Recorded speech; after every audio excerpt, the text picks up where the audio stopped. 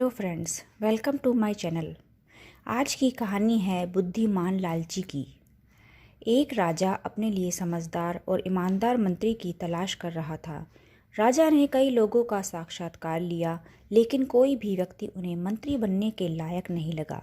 वहीं जब यह बात राज्य के सबसे बुद्धिमान व्यक्ति को पता लगी, तो वो फौरन राजमहल चला गया। राजा से मिलकर उसने कहा, मैं इस गांव का सबसे बुद्धिमान व्यक्ति हूँ और मैं आपका मंत्री बनने के काबिल भी हूँ। राजा ने उससे काफ़ी कठिन सवाल किए और उसने समझदारी से सवालों का जवाब दिया। राजा ने उसे मंत्री बना लिया। एक दिन मंत्री को रास्ते में एक बूढ़ा इंसान मिला, जिसके पास 3 गठरी होती है। बूढ़ा मदद मांगते हुए कहता है, क्या तुम मेरी एक गठरी उठा सकते हो? ये काफ़ी भारी है। वह बुजुर्ग की मदद करने के लिए हाँ कर देता है और एक गठरी उठा लेता है। मंत्री बुजुर्ग से पूछता है कि आखिर इसमें क्या है जो ये इतना भारी है।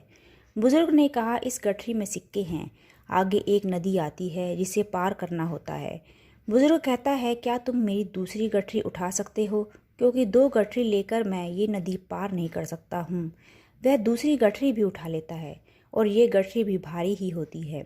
बुजुर्ग कहता है, इस गठरी में चांदी के सिक्के हैं। नदी पार करने के बाद एक पहाड़ आता है। बुजुर्ग ने कहा, मैं गठरी के साथ ये पहाड़ नहीं चढ़ सकता। क्या तुम मेरी तीसरी गठरी भी उठा सकते हो? मंत्री बिना कुछ बोले तीसरी गठरी भी उठा लेता है। बुजुर्ग पहाड़ पर चढ़ते हुए उससे कहता है, इस गठरी में सोने के सिक्के हैं। तुम इसको लेकर मत भागना, मैं तुम्हारा पीछा नहीं कर सकता हूँ। थोड़ी दूर जाने के बाद मंत्री सोचता है कि अगर ये तीनों गठरी लेकर भाग जाऊं तो मैं धनवान बन जाऊंगा और ये बुजुर्ग तो मुझे पकड़ भी नहीं पाएगा।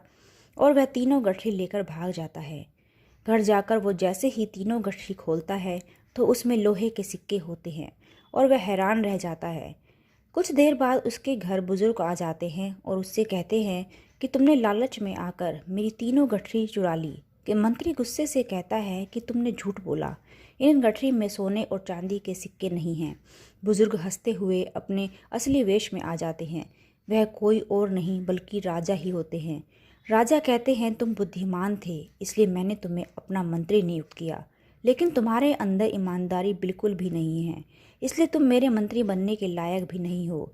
राजा की यह बात सुनकर उसको अपनी गलती पर खूब पछतावा होता है। इस कहानी से हमें ये सीख मिलती है, लालच में आकर हम अपना ही नुकसान कर बैठते हैं, इसलिए हमेशा हमें ईमानदार ही रहना चाहिए। कैसी लगी आपको मेरी कहानी, कमेंट करके ज़रूर बताइएगा।